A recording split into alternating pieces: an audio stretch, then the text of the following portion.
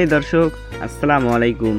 তো গল্পতে যাওয়ার আগে আপনাদের কাছে একটা অনুরোধ, আপনারা যারা যারা চ্যানেলের নতুন তারা অবশ্যই চ্যানেলটিকে সাবস্ক্রাইব করে দেবেন।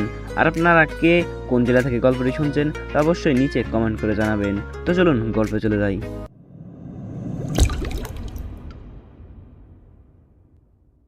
আজ আমার অনার্স ফাইনাল ইয়ারের রেজাল্ট বেরিয়েছে।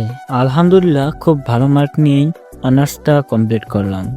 আমার অনেক দিনের ইচ্ছা ছিল ভালো নাম্বার পেয়ে অনার্সটা শেষ করার। আজ আমার সেই স্বপ্নটা আল্লাহ পূরণ করে দিয়েছেন। ও আগে আমার পরিচয় দিয়ে নেই। আমি মোহাম্মদ সিয়াম আহমেদ। ইন্টারমিডিয়েট কমপ্লিট করে ঢাকার একটি ইউনিভার্সিটিতে অ্যাডমিশন নিয়ে পড়েছিলাম।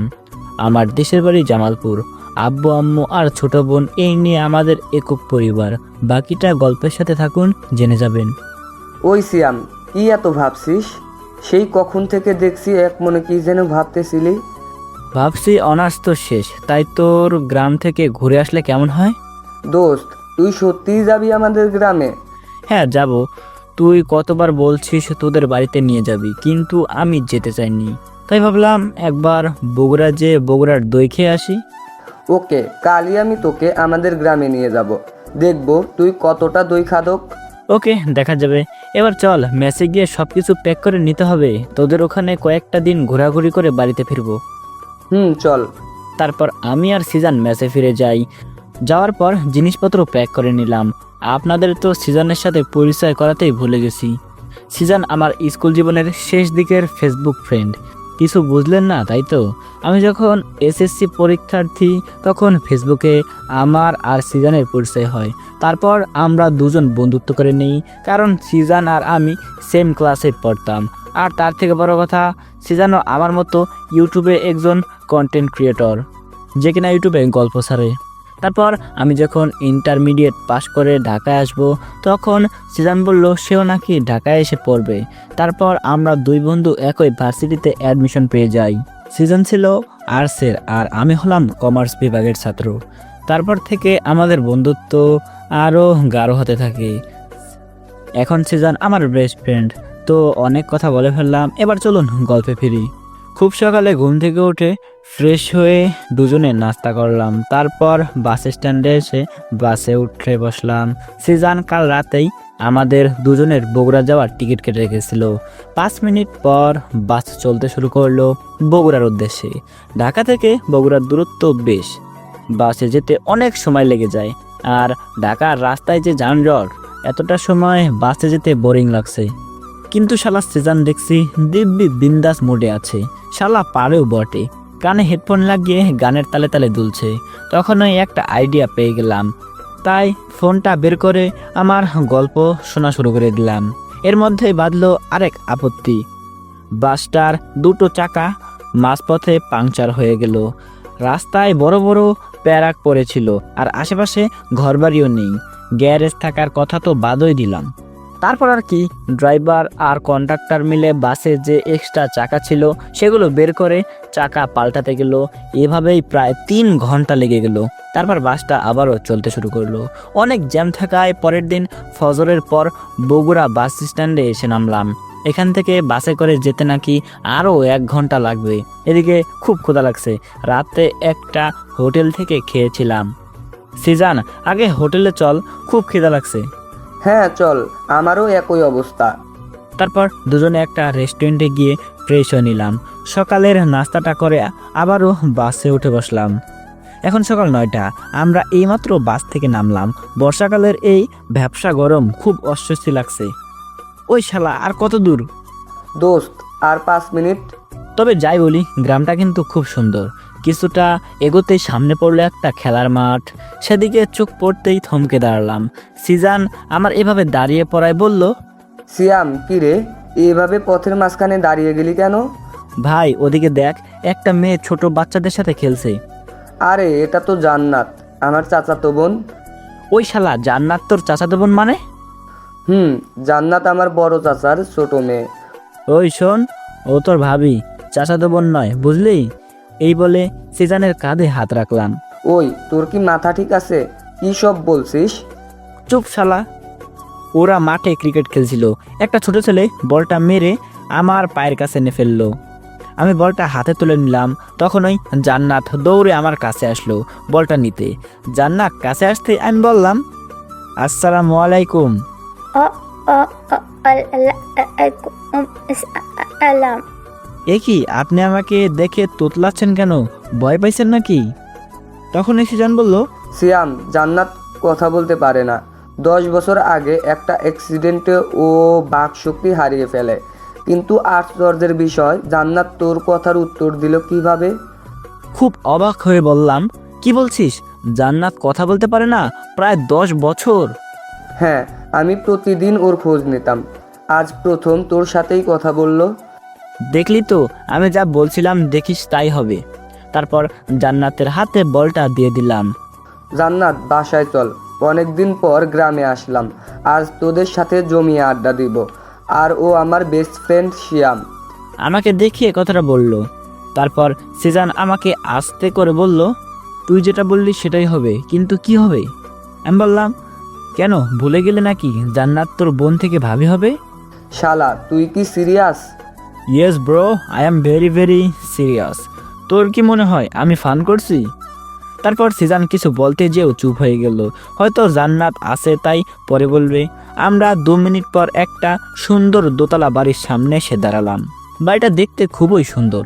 চারিদিকে সবুজ গাছপালা, এক পাশে ফুলের বাগান, সেখানে সূর্যমুখী, গোলাপ, রজনীগন্ধা, গাঁদা সহ নানা রকম ফুলের বাহার। দেখে তো আমি মুগ্ধ। সিয়াম, এটাই আমাদের বাড়ি। দোস্ত, তোদের বাড়িটা কিন্তু খুব সুন্দর, তবে তোর বোনের থেকে কিছুটা কম। তুই একটু চুপ কর না।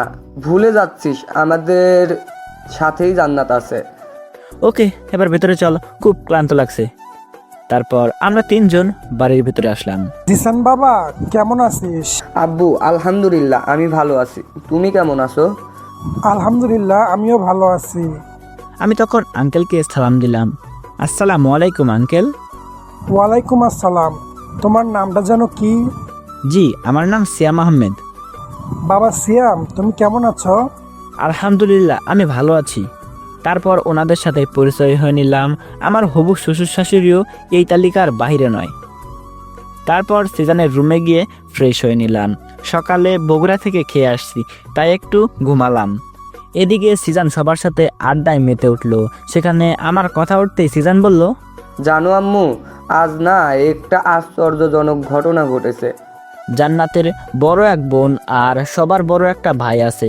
তাদের নাম যথাক্রমে নীলা ও রাতুল। কি বলিস? সেই আশ্চর্যজনক ঘটনাটা কি? তোমরা আগে বলো তো, জান্নাত সেই অ্যাক্সিডেন্টের পর কখনো কোনো কথা বলেছে? না জান্নাত, এই 10 বছরে কোনো কথাই বলিনি, কিন্তু তুই হঠাৎ এইসব কেন জিজ্ঞাসা করছিস? আম্মু, আজ বাড়িতে আসার সময় একটা অবাক করা কাণ্ড ঘটেছে। সিজান, তুই সোজাসুজি বলতো কাহিনীটা কি? তোমরা বিশ্বাস করবে কিনা জানি না, আজ যখন আমি আর সিয়াম বাড়িতে আসছিলাম, তখনই দেখলাম জান্নাত মাঠে বাচ্চাদের সাথে ক্রিকেট খেলছে। একটা ছেলে ব্যাট মেরে বলটা সিয়ামের পায়ের কাছে ফেলে। তারপর জান্নাত বলটা নিতে আমাদের কাছে আসে। সিয়াম ওকে সালাম দেয়। তখন ওই জান্নাত তোতলাতে তোতলাতে সালামের জবাব দিল। সিজানের লাস্ট বলা কথাটা শুনে সবাই অবাকের শেষ সীমা অতিক্রম করলো। সিজান, কি বলছিস? এটা কি সত্যি? হ্যাঁ আম্মু, 121। এদিকে জান্নাত তার রুমে এসে আজকের ঘটে যাওয়া ঘটনা নিয়ে ভাবছিল। ঠিক তখনই ওর আম্মুর ডাকে বসা থেকে উঠে ড্রয়িং রুমে চলে আসে। জান্নাত, তুই আবার বাচ্চাদের সাথে মাঠে ক্রিকেট খেলতে গেছিস? আমি সরি। এদিকে জান্নাতের কথা বলতে থেকে সবাই আবারও খুব অবাক হয়ে জান্নাতের দিকে তাকিয়ে রইল। জান্নাতের আম্মু দৌড়ে জান্নাতকে জড়িয়ে ধরে চোখের পানি ছেড়ে দেয়। তারপর মেয়ের কপালে একটা চুমো খেয়ে আবারও জড়িয়ে ধরে বলতে থাকে, জান্নাত, তুই কথা বলতে পারছিস? আমার বিশ্বাসই হচ্ছে না তুই যে কোনোদিন কথা বলতে পারিস। সে আশাটা তো সেদিনই ছেড়ে দিয়েছিলাম, যেদিন ডক্টর বলেছিল তুই আর কোনোদিনও কথা বলতে পারবি না। কিন্তু দেখ, আল্লাহর অশেষ রহমতে কথা বলতে পারছিস। আল্লাহ আমার দোয়া কবুল করেছেন। আল্লাহ তোমার লাখ লাখ শুক্রিয়া।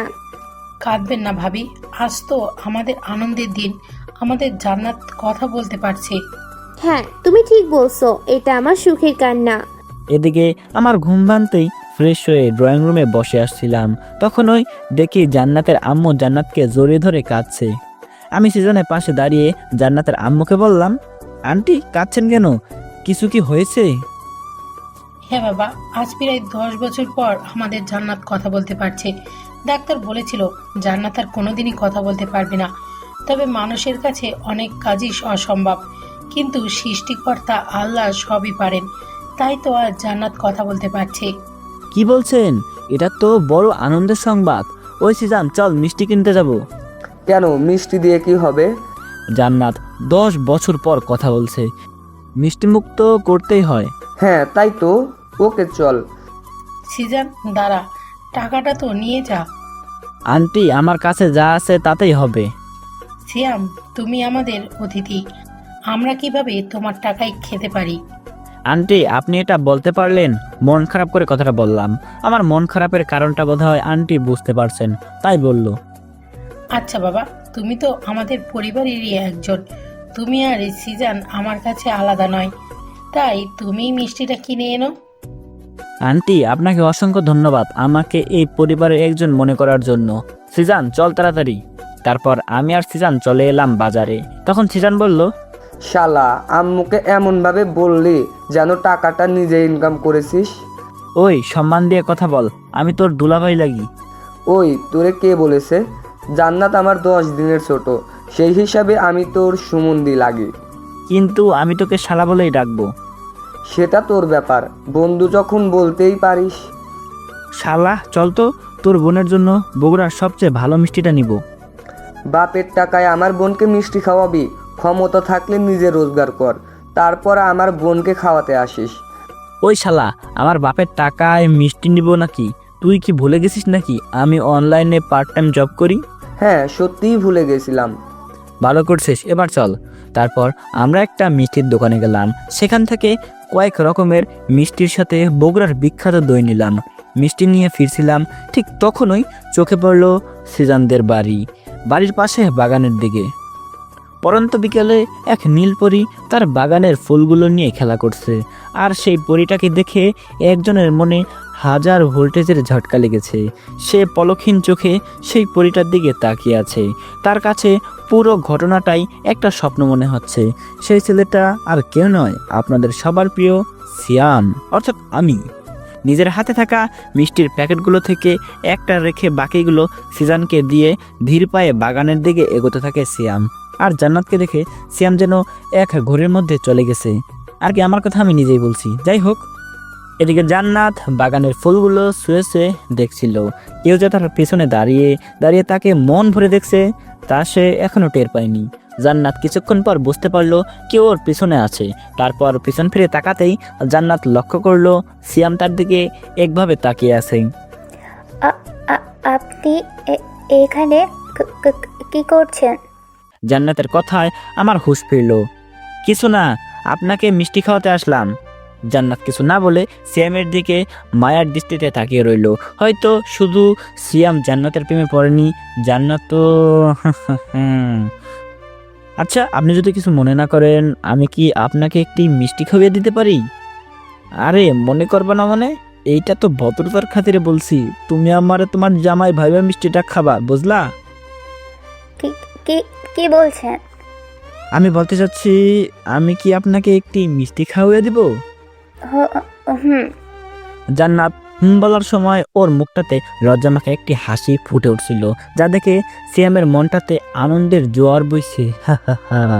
সিয়াম অর্থাৎ আমি মিষ্টির প্যাকেট থেকে একটা মিষ্টি নিয়ে জান্নাতের মুখের সামনে এগিয়ে দিলাম। জান্নাত লজ্জামাখা মুখে মিষ্টি অর্ধেকটা খেয়ে নিল।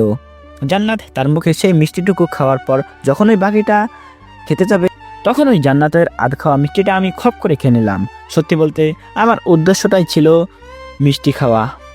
আমি অনেক গল্পে পড়েছিলাম মেয়েদের ঠোঁটে কিস করলে নাকি খুব মিষ্টি লাগে, তাই ভাবলাম জান্নাত তো আর আমার বিয়ে করা বউ না যে ওর ঠোঁটে কিস করব।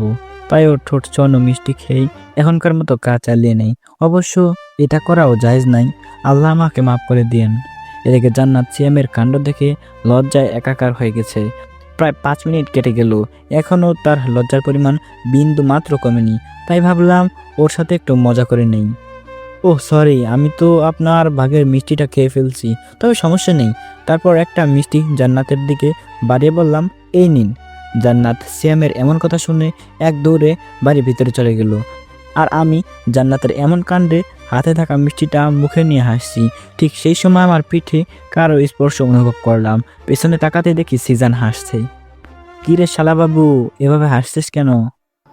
তুই আমার বোনটাকে যেভাবে লজ্জায় ফেললি তাই দেখে খুব হাসি পাচ্ছে রে। ওই শোন, জান্নাত তোর ভাবি, তাই এইসব দেখে হাসছিস? যদিও তোর বোন হতো তাহলে এভাবে হাসতে পারতি না। বন্ধু, তোকে একটা প্রশ্ন করি ভাই, প্লিজ সত্যি করে বলবি? হ্যাঁ বল, কি এমন প্রশ্ন? তুই কি সত্যিই জান্নাতকে ভালোবাসিস?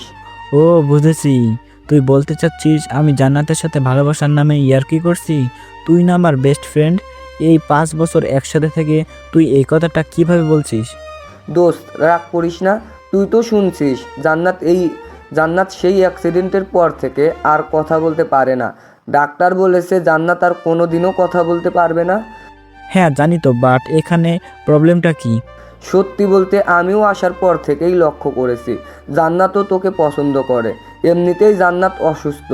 আমি জানি তুই জান্নাতকে কষ্ট পেতে দিবি না, কিন্তু তবু ওর এই সমস্যাটার জন্য তোর পরিবার যদি জান্নাতকে না মেনে নেয় তখন জান্নাতের কি হবে? তাহলে শোন, আমার পরিবার এ নিয়ে কোনো সমস্যা ক্রিয়েট করবে না। আর জান্নাতকে আমি খুব ভালোবেসে ফেলেছি। ওকে আমার জীবনে আপন করে পেতে চাই, ওকে খুব ভালোবাসতে চাই। ওকে ভাই, আমি বুঝে গেছি। এবার ভেতরে চল, সবাই তোকে ডাকছে। ওকে শালাবাবু, চলো। তারপর আমি আর সিজান চলে আসলাম সবার কাছে। সিয়াম, জান্নাত তোমার সাথে প্রথম কথা বলেছে। আজ আমাদের বড় আনন্দের দিন। হ্যাঁ সেটাই স্বাভাবিক, কিন্তু যার জন্য সবাই এতটা আনন্দে আছে তিনি কোথায়? জান্নাত ও রুমে ড্রেস চেঞ্জ করছে। ও আপনারা সবাই মিষ্টিগুলোর দিকেও একটু তাকান, সেই কখন থেকে সকলের অপেক্ষায় বসে আছে ওরা। বাহ, তোর দেখছি ওদের জন্য খুব দরদ। আরে আমার সব দরদ তো তোর বোনের জন্য, কিন্তু সেটা তো আর প্রকাশ করতে পারছি না, তাই একটু পেঁচিয়ে বলতে হচ্ছে। তাই নাকি? ওই যে আপনার দরদে আসছেন। সিজানের কথা মতো আমি সিঁড়ির দিকে তাকাতেই এক গোলাপি পরীকে আবিষ্কার করলাম। শালা ভাই সিজান, বলেন দুলাভাই। আমার একটু ধর তো, মনে হচ্ছে পরে যাব। ওই তোর সিনেমার ডায়লগ অফ কর। শালা বাবু, এক মাঘে শীত যায় না।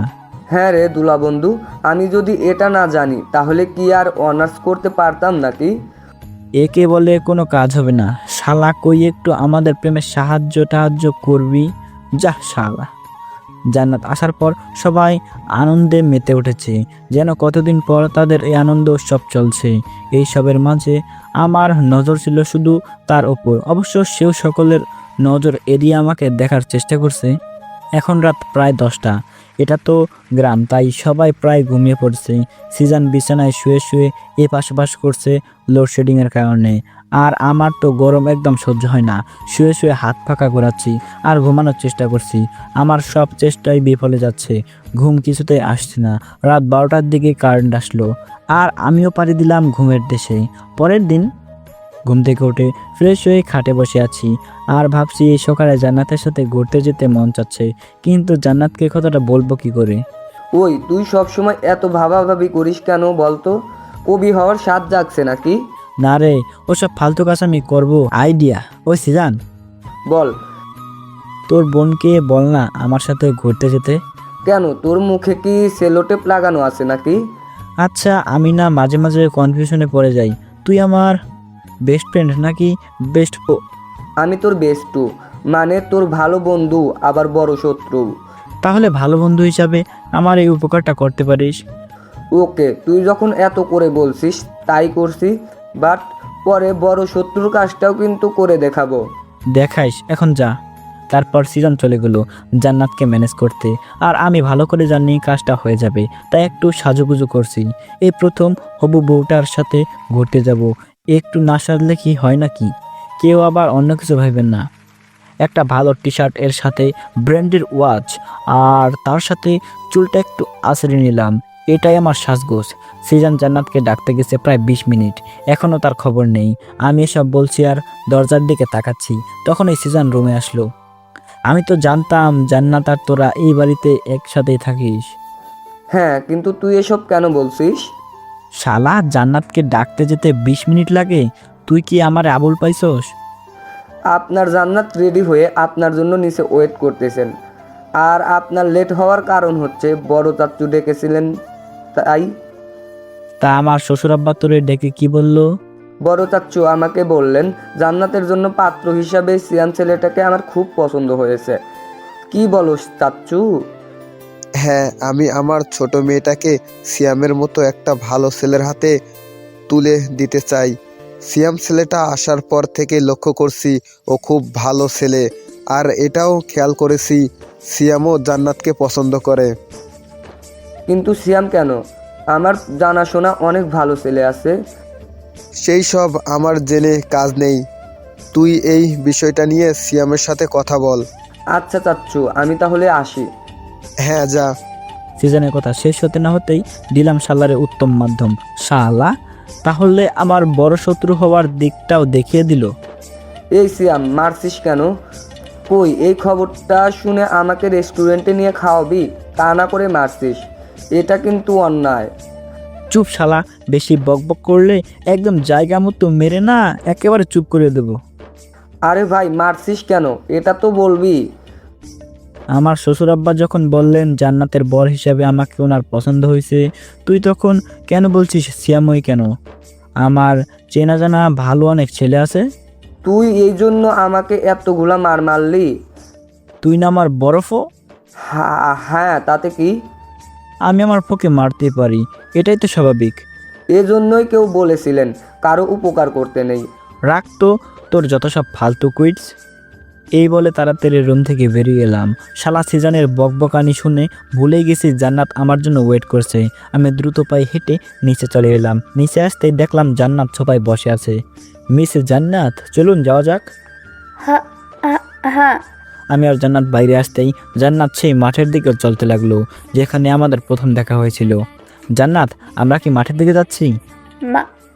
মাঠ থেকে একটু দূরে একটা ছোট পার্ক আছে। আচ্ছা তাহলে চলুন পার্কটা দেখে আসি। তারপর আমরা আবারও হাঁটতে লাগলাম গন্তব্য সেই ছোট্ট পার্কটি। আমি এইমাত্র লক্ষ্য করলাম জান্নাতের বলা কথাগুলো ধীরে ধীরে স্পষ্ট হয়ে উঠছে। আগে তো কিছুই বলতে গেলে দুটো অক্ষর একসাথে কখনো বলতে শুনিনি। যাক, যা হচ্ছে আল্লাহ আমার ভালোর জন্যই করছেন। তাহলে আমার বউয়ের সাথে জমিয়ে প্রেমালাপ করার স্বপ্নটা অবশেষে পূরণ হতে চলেছে। আমরা প্রায় মাঠটার কাছে চলে আসছি। এমন সময় একটা ছেলে এসে আমাদের পথ আটকায় দাঁড়ালো আর জান্নাতকে উদ্দেশ্য করে বলল, কিরে জানু, এই হিরো মার্কা পোলাটা তোর বর নাকি? তোর বাপ কি একে তোর জন্য কিনে আনছেন? আর তাছাড়া তোর মতো বোবাকে কে জেনে শুনে বিয়ে করবে? এই বলে ছেলেটা দাঁত কেলিয়ে হাসতে লাগলো। আর এসব দেখে আমার শরীরে যত রাগ আছে সব উঠে গেল। আমি জান্নাতকে জিজ্ঞাসা করলাম, জান্নাত, এই ছেলেটা কে? এখানকার মেম্বার। এ ছেলে আমারে রোজ বিরক্ত করে। ওহ দাঁড়াও, একে দেখছি। ওই তুই আমারে দেখবি? নে দেখ কি দেখবি। শুন, মার খেতে না চাইলে চুপচাপ কেটে পড়, আর কোনোদিন যেন তোকে জান্নাতের আশেপাশে না দেখি। তাই নাকি? এই জানু, তোর বর নাকি এই জিসানকে মারবে? না, এর সাথে কথা বলে কাজ নেই। দাঁড়া, সিয়াম কি জিনিস আজ তুই দেখবি। মনে মনে কথাটা বললে শরীরের সমস্ত শক্তি হাতের মুঠোয় এনে জিসানের বুকের সচরে আঘাত করলাম। আমি নিয়মিত ব্যায়াম করি, তাই এক আঘাতেই জিসান মাটিতে লুটিয়ে পড়ল। তারপর শালার বুকে ইচ্ছামতো লাথি মারলাম। আমার রাগ যেন কমছেই না। অবশেষে খুব জোরে ওর পায়ে একের পর এক লাথি মেরে যাচ্ছি। শালার কত বড় সাহস, সিয়ামের জান্নাতকে বাজে কথা বলে। আবার বলে কি না জানু, আজ তোর জানু বলা বের করছি। এদিকে জান্নাত সিয়ামের এই হিংস্রতা দেখে বোঝা যায় এখন ওকে না আটকালে রাগের মাথায় জিসানকে মেরেও ফেলতে পারে। কিন্তু সিয়াম যে পরিমাণে রেগে আছে, ওর কাছে যেতে জান্নাতের খুব ভয় করছে। যদি জিসানের কিছু একটা হয়ে যায় তাহলে সিয়ামকে জেলে যেতে হবে, যা জান্নাত কোনোভাবেই হতে দিতে চায় না। জান্নাত সবেমাত্র সিয়াম ছেলেটার মায়ায় নিজেকে জড়িয়েছে। তাই ভয় পাওয়া সত্ত্বেও শ্যামের কাছে গিয়ে ওর হাত ধরে জোরে হ্যাঁচকা টান মারে। শ্যাম হঠাৎ করে পেছন ফিরে জান্নাতকে নিয়ে রাস্তায় ঘাসের উপর পড়ে যায়। এই প্রথম সিয়াম জান্নাতের স্পর্শ অনুভব করলো। সিয়াম জান্নাতের মায়াবী দু চোখে অপলক দৃষ্টিতে তাকিয়ে আছে। জান্নাতের চোখ দুটো যেন যত রাজ্যের মায়ায় ভরা। নিমেষেই সিয়ামের সমস্ত রাগ ভালোবাসায় বদলে যায়। আর সেই সমস্ত ভালোবাসায় শুধুমাত্র একজনের হক রয়েছে, সে আর কেউ নয়, আমার প্রথম এবং শেষ ভালোবাসা জান্নাত। এভাবেই কেটে যায় কিছু ভালোবাসায় ভরপুর মুহূর্ত। যদি থমকে যেত এই সময়টা, যদি পারতাম তার মায়াবী দু চোখে হারিয়ে যেতে সারা জীবনের জন্য, কিন্তু আমাদের এই সুন্দর মুহূর্তটা একজনের সহ্য হলো না, আর সে হলো আমার সবচেয়ে বড় ফোড়া। হ্যাঁ, আপনার ঠিকই ধরেছেন, সে তো একজনই, আমার বেস্ট ফ্রেন্ড অ্যান্ড বেস্ট ফো। আমি তো জানতাম রাস্তায় মানুষের হাঁটা চলার জন্য, কিন্তু এখন দেখছি অনেকে রাস্তায় রোমাঞ্চ করছে। আমাদের পরের প্রজন্মে যে কি হবে মহান আল্লাহই ভালো জানেন। কিন্তু নায়ক নায়িকার মাঝখানে এই ভিলেনটা এভাবে গড়াগড়ি খাচ্ছে কেন? সিজনের কথায় আমাদের দুজনেই ঘোর কাটলো। শালা, তোর লজ্জা করে না বোন আর দুলাভের রোমান্স দেখছিস? ও, আমি তোর শালা হয়ে গেছি বললে সমস্যা? আর রাস্তার মাঝে যে লোকেরা ফ্রিতে সিনেমা দেখছে, সেটা কি করে আটকাই? রাস্তাটা তো তোর শ্বশুর বাপ, আমার চাচার না। আমি এতক্ষণ জান্নাতের উপরেই ছিলাম। আমি উঠে জান্নাতকে টেনে তুললাম, তারপর সিজনকে বললাম, কই আশেপাশে তুই আর জিসন ছাড়া আর কাউকেই তো চোখে পড়ছে না। তাই এই জিনিস ভিলেনটাও তো দেখছে, আর ওর এই অবস্থা করলো কে? কেন তুই বল, ভিলেনের এই অবস্থা হিরো ছাড়া আর কে করতে পারে? ওহ, তার মানে কাজটা তোর। ইয়েস মাই ডিয়ার শালা বাবু। যাক, ভালোই করেছিস। এই কুত্তাটা নাকি জান্নাতকে অনেক দিন থেকে বিরক্ত করছিল। তোরা তো ঘুরতে আসছিস, তো তোরা যা, আমি এর দিকটা দেখছি। জান্নাত চলো। তারপর আমরা কিছুটা হেঁটে পার্কে চলে এলাম। পার্কটা ছোট হলেও দেখতে খুবই সুন্দর। এখানে বসার জন্য 4টা বেঞ্চ রাখা, পাশে একটা পুকুরও আছে। পুকুরের চারিদিক সবুজ গাছপালায় ঘেরা। আমরা গিয়ে পুকুর পাড়ের বেঞ্চটায় বসলাম। আমি আর সিজান এখন কথা বলছিলাম। তখন থেকেই দেখছি জান্নাত আমার দিকে তাকাতেই বারবার লজ্জায় চোখ নামিয়ে নিচ্ছে আর মুচকি মুচকি হাসছে। জান্নাতের এমন বিহেভে আমার হৃদয় জুড়ে ভালো লাগা কাজ করছে। এই হৃদয় জুড়ে শুধু তুমি একজনা, তোমারই প্রেমে আমি হয়েছি আনমনা। দিনের সূচনা তুমি, রাতের জোছনা তুমি, তোমায় নিয়ে সাজাই যত কল্পনা। এই হৃদয় জুড়ে শুধু তুমি একজনা, তোমারই প্রেমে আমি হয়েছি আনমনা। দিনের সূচনা তুমি, রাতের জোছনা তুমি, তোমায় নিয়ে সাজাই যত কল্পনা। এই হৃদয় জুড়ে শুধু তুমি একজনা, তোমারই প্রেমে আমি হয়েছি আনমনা। থাক থাক, আপনাদের আর শোনা লাগবে না। আপনারা গানটা ইউটিউব থেকে শুনে নিয়েন। আমরা এবার গল্পে ফিরি। জান্নাত জান্নাত নিচের দিকে তাকিয়ে বলল, হ্যাঁ হ্যাঁ হ্যাঁ বলুন। তুমি তো এখন জেনে গেছো আমি তোমাকে ভালোবাসি। জান্নাত লজ্জায় নিচের দিকে তাকিয়ে আছে। কাছে দেখি গোলাপ গাছ আছে, কয়েকটা গোলাপ ফুটে আছে।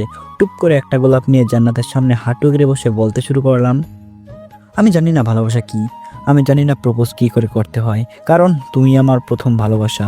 তোমাকে দেখার পর কি হলো জানি না, এই মনের গভীরে তোমার ছবিটা এঁকে ফেললাম মনের অজান্তেই। তোকে দেখে হয়েছে মনে প্রেমের হাতে খড়ি, তুই যে আমার খুব আদরের ডানা কাটা পরি। তোমায় দেখলে মনে হয় 1000 বছর তোমার সাথে ছিল পরিচয়, বুঝি ছিল পরিচয়। এ জীবনে যারে চেয়েছি আজ আমি তারে পেয়েছি। তুমি আমার সেই, তুমি আমার, তোমারে খুঁজে পেয়েছি। শোনো, আমি কোনো কবি সাহিত্যিক নয়, তাই গান দিয়ে প্রপোজ করছি। এবার চলো মূল কথায় আসি। I love you Jannat, I really love you, will you marry me? Jannat আমার চোখের দিকে শান্ত চোখে তাকিয়ে আছে। বলো জান্নাত, আমি প্রেম ভালোবাসা লাইক করি না, তাই সোজাসুজি বলছি আমি তোমাকে বিয়ে করতে চাই। তুমি থাকতে চাও আমার সাথে সারাটা জীবন? দিবে সারাটা জীবন তোমার পাশে থাকার অধিকার? এই বলে জান্নাত আমার হাতটা ধরে টেনে তুললো। প্রপোজ করতে করতে হাঁটুতে ব্যথা করছে রে। জান্নাতের ভালোবাসার তুলনায় এটা কিছুই না। এখন ইচ্ছে করছে জান্নাতকে জড়িয়ে ধরে ওর কপালে একটা কিস করি, কিন্তু না, আমি কিছুতে এসব করবো না। যারা প্রেম করে তাদের মধ্যে সব কিস টিস অনেক হয়, শুধু কিস বললে ভুল হবে, এর পিছনে লম্বা ইতিহাস আছে। তাই তো আজকালকার প্রেমকে আমি দু চোখে দেখতে পারি না। হো আপনি আহ, কি কি কিছু ভাবছেন? আমি ভাবছি তোমার কপালে একটা কিস দিব। জান্নাত করুণ চোখে তাকিয়ে বলল, কে বলছেন এসব? এই তুমি ভয় পাচ্ছ কেন? আমার ইচ্ছে করছে তোমার কপালে একটা ভালোবাসা এঁকে দিই, কিন্তু বিয়ের আগে আমি এসব পছন্দ করি না, তাই বাসরাতের জন্য তুমি তুলে রাখছি। জান্নাত এবার আমার কথা শুনে লজ্জা আনন্দ দিকে মুখ ফিরিয়ে নিল। জানো জান্নাত, তুমি যখন লজ্জা পাও তখন তোমায় হেব্বি লাগে। জান্নাত আর চোখে আমার দিকে তাকাচ্ছে, আবার লজ্জায় দৃষ্টি সরিয়ে নিচ্ছে। থাক, এত লজ্জা পেলে বাসরাতে লজ্জা ভাড়া করে আনতে হবে। তুমি গিয়ে বসো, আমি তোমার হবু শ্বশুর মানে আমার আব্বুর সাথে আমাদের বিয়ের বিষয়ে কথা বলে নেই। এই বলে আব্বুকে কল দিলাম। দুবার রিং হওয়ার পরই আব্বু কলটা রিসিভ করলেন। আসসালামু আলাইকুম আব্বু। ওয়ালাইকুম আসসালাম। আব্বু কেমন আছিস? আলহামদুলিল্লাহ ভালো আছি, তোমরা সবাই কেমন আছো? আলহামদুলিল্লাহ সবাই ভালো আছে। তা তুই বাড়ি আসবি কবে? কেন, কোনো জরুরি কাজ আছে নাকি? হ্যাঁ, সামনের সপ্তাহে শ্রীরাম গ্রুপের কাজ আরম্ভ করবে। ও আব্বু, এটা তো খুবই খুশির খবর, আমার নামে কোম্পানি হবে। হ্যাঁ, তুই বাড়ি আয়, তোর সাথে কোম্পানির ব্যবস্থাপনার বিষয়ে কথা আছে। কোম্পানিটার স্থাপনের পর তোকে বিয়ে করিয়ে ঘরের লোককে আনবো। না আব্বু। কেন, তুই কি আমাদের নাতি নাতিনি মুখ দেখাবি না? ওদের সাথে খেলা করার আমার আর তোর আম্মুর হক। তো আমি কি বলছি নাকি আমি বিয়ে করব না? আমি বলতে চাচ্ছি বিয়েটা সিএম কোম্পানির কার্যক্রমের আগেই করতে চাই। কি বলিস? এত তাড়াতাড়ি ভালো মেয়ে খুঁজে পাওয়া পসিবল হবে না। তোমাকে কি বলছি আমার জন্য বউ খুঁজতে? তোমার বৌমা তো বগুড়ায়। কি বললি হারামির বাচ্চা? তুই বিয়ে করছিস? ও, তুমি যে হারামি সেটা জানা ছিল না। আর শোনো, আমি কোনো বিয়ে করিনি। ওই তুই কি আমাদের সাথে ঠাট্টা করিস? এইমাত্র বললি আমার বৌমা বগুড়ায়, আবার বলছিস বিয়ে করিসনি। আব্বু, এইসব রাগারাগি ছেড়ে মূল কথাটা শোনো। বল। আব্বু, আমি বগুড়া আসার পর আমার একটা মেয়েকে পছন্দ হয়েছে। কি বলছিস? হ্যাঁ, বিয়ে আমি ওকেই করছি, এটাই ফাইনাল। আমরা মেয়েটাকে একবারও দেখলাম না, আর তুই বিয়ে ফাইনাল করে দিলি? ইয়েস ড্যাড, তোমাকে ওর একটা পিক সেন্ড করছি। নাতি নাতনির সাথে খেলাধুলা করতে চাইলে যত তাড়াতাড়ি সম্ভব বগুড়ায় চলে আসো। ওকে, তুই মেয়েটার একটা ছবি পাঠিয়ে দে। আমি ফোনের ক্যামেরাটা অন করে জান্নাতের একটা পিক নিলাম, তারপর আব্বুকে সেন্ড করলাম। সিএম, তোর পছন্দ আছে, মেয়েটা খুব মিষ্টি, দেখে মনে হচ্ছে আচরণে দিকেও ভালো। ভালো তো হতেই হবে, বউটা কার হচ্ছে দেখতে হবে তো। তুই ঠিকানাটা পাঠিয়ে দে, আমরা তোর নানাকে আসতে বলছি, তারপর কাল বগুড়ায় আসবো। ওকে আব্বু, আল্লাহ হাফেজ। আল্লাহ হাফেজ। আমি একটু দূরে দাঁড়িয়ে আব্বুর সাথে কথা বলছিলাম, ফোনটা পকেটে রেখে জান্নাতের কাছে আসলাম। জান্নাত, তোমার হবু শ্বশুর, শাশুড়ি, ননদ, আমার ছোট বোন সহ সবাই আগামীকাল এখানে আসছে। আমাদের বিয়ে আব্বু কি জানেন? হ্যাঁ, আর উনি আমাকে ওনার মেয়ের জামাই বলে মেনেও নিয়েছেন। মানে? হ্যাঁ তাই, সিজান আমাকে বলছে তোমার আব্বু নাকি তার ছোট মেয়ের জন্য আমাকে পছন্দ করেছেন। সত্যি? হ্যাঁ, একদম সত্যি। চলো এখন তোমাদের বাসায় যাই, আমার পরিবার এখানে আসছে, তাদের জানাতে হবে তো। জান্নাত নিশ্চুপ। কি হলো, যেতে ইচ্ছে করছে না? জান্নাত নিচের দিকে তাকিয়ে বলল, হুম। আচ্ছা তাহলে আরো কিছুক্ষণ থাকি। তারপর আমি আর জান্নাত আরো কিছুক্ষণ বসে টুকটাক কথা বলে বাসায় চলে আসলাম। এসে জান্নাতের আব্বুর সাথে কথা বললাম। উনি তো আব্বু আম্মু আসার খবর শুনে খুব খুশি হয়েছেন। পরের দিন দুপুরের পর আব্বু আম্মু, ছোট বোন, দাদা দাদি, নানা, বড় খালা, বড় খালু, দুই খালাতো ভাই, মানে পুরো বরযাত্রী যাকে বলে। তারপর শুরু হলো আমাদের বিয়ে নিয়ে বড়দের আলোচনা সভা। আমি, সিজান আর দুই খালাতো ভাই সিজানের রুমে আড্ডা দিচ্ছি। ওদিকে জান্নাতের রুমে জান্নাতের বোনেরা আমার বউটারে জ্বালিয়ে মারছে। আমরা জমি আড্ডা দিচ্ছিলাম, ঠিক তখনই আমাকে জ্বালানোর জন্য সুমন দিয়ে সে হাজির। এবার সিজানও তার দলে ফিরে গেল। আর আমার পক্ষে পুচকে দুটো ভাই, যাদের বয়স যথাক্রমে 12 ও 5 বছর। সো আমাকে একাই এদের বিরুদ্ধে লড়তে হচ্ছে। এই বিয়েতে যে সবাই এত পরিমাণে প্যারা দেয় কি বলবো। শালার পো, আমাকে প্যারা দিচ্ছিস তো? বিয়েটা হয়ে যাক, তারপর দেখবি সিয়ামের সবচেয়ে বড় পো কে, সিয়াম কি করে।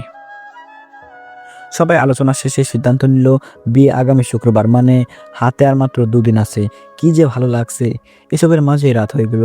সবাই ডিনার করার জন্য নিচে এলাম। এসে দেখি জান্নাতের আব্বু আমার আব্বুকে বলছেন, ভাই সাহেব, আপনাদের জান্নাতের বিষয়ে একটা কথা বলতে চাই।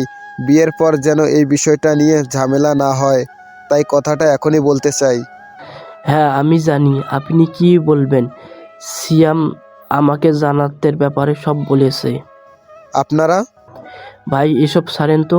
আমার ছেলের এতে প্রবলেম নেই। আমার ছেলে বলেই দিয়েছে ও জান্নাতকেই বিয়ে করবে, আর না হলে কোনোদিন বিয়ে করবে না।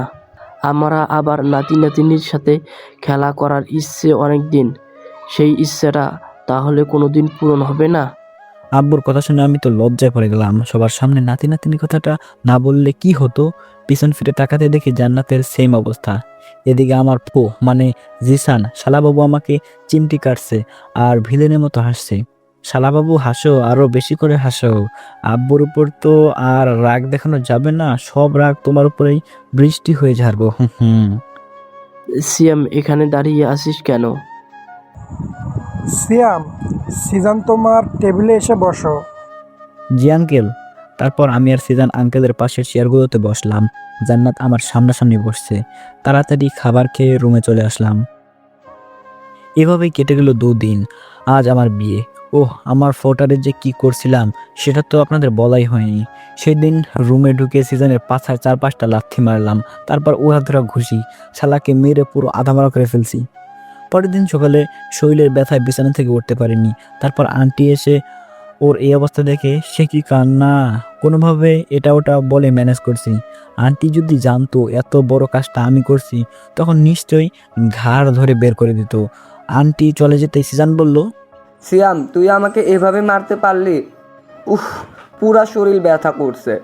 শালা আমার ফো হওয়ার খুব শখ, নে এবার এর স্বাদটা দেখে নিলি, তারপর না হয় পুরোটাই খাইয়ে দেবনি। না ভাই, চেখে দেখতেই আমার পেট ভরে গেছে। আর তোর বড় ফো হওয়ার স্বপ্নটাও মিটে গেছে। আমি এখন থেকে শুধু তোর বেস্ট ফ্রেন্ড। আমি মুচকি এসে বললাম, ওর ক্যারেক্টার সার্চিস তাহলে? হ্যাঁ রে, এই ক্যারেক্টার না সারলে আমি আর কোনো ক্যারেক্টার থাকার মতো অবস্থায় থাকবো না। Good boy. আর এখন তোর শুয়ে থাকলে হবে নাকি? আমার বিয়ের সব কাজ তোকে করতে হবে। তুই যে মারছিস, মনে হয় না তোদের বিয়েতে দাঁড়াতে পারবো। সেটা বললে তো হবে না ডিয়ার বেস্ট। মার তো খাইছো পো হয়ে, এবার আমার বেস্ট ফ্রেন্ড হয়ে কাজগুলো তো তোকেই করতে হবে। ভাই দয়া কর, আজকের দিনটা রেস্ট নিতে দে। আমি কথা দিচ্ছি, কাল থেকে তোর বিয়ের সমস্ত কাজের দায়িত্ব আমার। ওকে যা, তুই আমার সবচেয়ে কাছের বন্ধু, অন্যদিকে জান্নাতের ভাই, তাই আজকের মতো ছেড়ে দিচ্ছি। তারপরের দিন থেকে সিজানের সব কাজ সামলে নিয়েছে, না হলে ও জানে আমি কি জিনিস। ফ্ল্যাশব্যাক শেষ, বর্তমানে ফিরি। আমি সকাল সকাল ঘুম থেকে উঠে ফ্রেশ হয়ে জান্নাতের ফুলের বাগানে গেলাম। সকালের এই মিষ্টি রোদে বাগানের সৌন্দর্য যেন বেড়েই চলছে। আমি ফুলগুলোতে হাত বোলাচ্ছি, জান্নাতকে সেদিনের মিষ্টি খাওয়ানোর কথাগুলো ভাবছি আর মনে মনে হাসছি।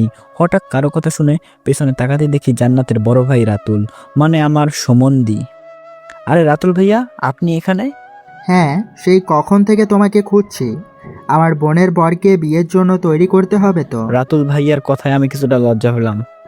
আমার সামনে লজ্জা পাওয়ার প্রয়োজন নেই। তুমি আমার ছোট ভাই সিজানের মতোই। জি ভাইয়া। তারপর রাতুল ভাইয়ার সাথে চলে এলাম। এসে দেখি সিজান, আমার পাঞ্জাবি পায়জামা আর ছোট ভাইরা সাবান লুঙ্গি আর গামছা নিয়ে আমার জন্য অপেক্ষা করছে। তারপর সবাই আমাকে নিয়ে জান্নাতের বাড়ির পেছনের দিকে একটা পুকুর আছে, সেখানে এসে গোসল করানো আরম্ভ করলেন। রাতুল ভাইয়ার বউ আরও প্রতিবেশী ভাবিরা মিলে আমাকে গোসল করাচ্ছে, আর তার সাথে যে প্যারা দিচ্ছে কি বলবো। সব প্যারা শেষ করে ভালোই বিয়েটা হয়ে গেল। এখন সবাই ড্রয়িং রুমে বসে আড্ডা দিচ্ছি। নীলা, আপু এবং ভাবিরা মিলে বাসর সাজাচ্ছে। আড্ডারা যেভাবে জমে উঠেছে তাতে মনে হচ্ছে না আজ রাতে বাসর করতে পারবো না। কিন্তু আমার ধারণাকে ভুল প্রমাণিত করে রাত 9:30 বাজে সিজান ও রাতুল ভাইয়া আমাকে বাসর ঘরের সামনে নিয়ে আসলো। তারপর রাতুল ভাইয়া চলে যেতে আমি সিজানকে বললাম, শুনেছি বন্ধুরা নাকি বাসর ঘরে ঢোকার আগে অনেক কিছু শিখিয়ে দেয়, তুই তো আমার বন্ধু, বাসরতের কিছু টিপসও দিতে পারিস। আমার বোনের বরকে কিভাবে টিপস দেই? তাতে কি, তুই তো আমার বন্ধু, শালা হয়ে না বলতে পারিস, আমার বন্ধুকে তো বলতে পারবি।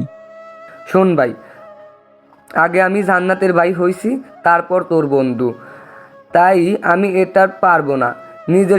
নিজের বুদ্ধিতে যা পারিস কর, আমি গেলাম। বেস্ট অফ লাক দুলাভাই। এই বলে সিজান নিচে চলে গেল। এইখানে তো আমার আর কোনো ফ্রেন্ড নাই, এখন যা করার নিজে নিজেই বুঝে নিতে হবে।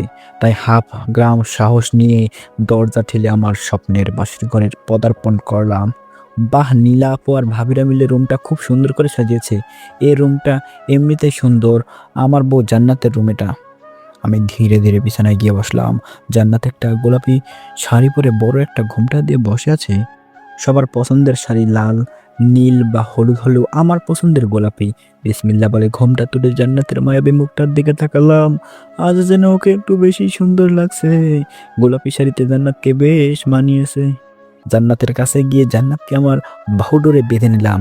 প্রথম জড়িয়ে ধরায় উফ কি দারুণ অনুভূতি। জান্নাতও আমাকে আষ্টে পিষ্টে জড়িয়ে ধরছে। জান্নাত জান্নাত মৃদু স্বরে উত্তর দিল, হুম। আজ আমি সম্পূর্ণ। কেন জানো? কেন? কারণ আমার বাম পাঁজরের বাঁকাহারের অংশকে আজ আমি আপন করে পেয়েছি। একজন পুরুষ কোনোদিনই একজন নারী ছাড়া সম্পূর্ণ হতে পারে না, কারণ স্ত্রীরা তার স্বামীর বাম পাঁজরের বাঁকাহার থেকে সৃষ্টি হয়েছে।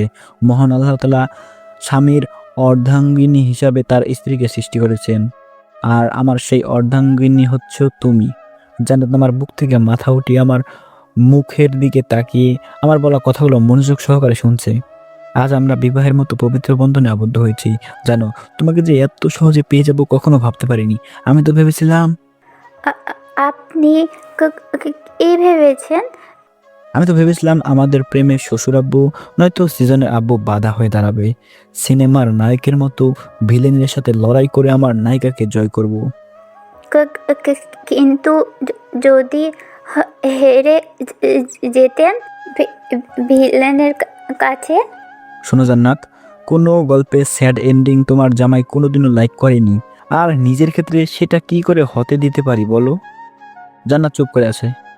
এই, তুমি আমাকে আপনি করে বলছো কেন? আমার বউ আমাকে আপনি করে বলবে, সেটা তো আমি মেনে নেব না। তো কি করে বলবো? তুমি করে বলবে। জানো, তুমি করে বললে ভালোবাসা বাড়ে।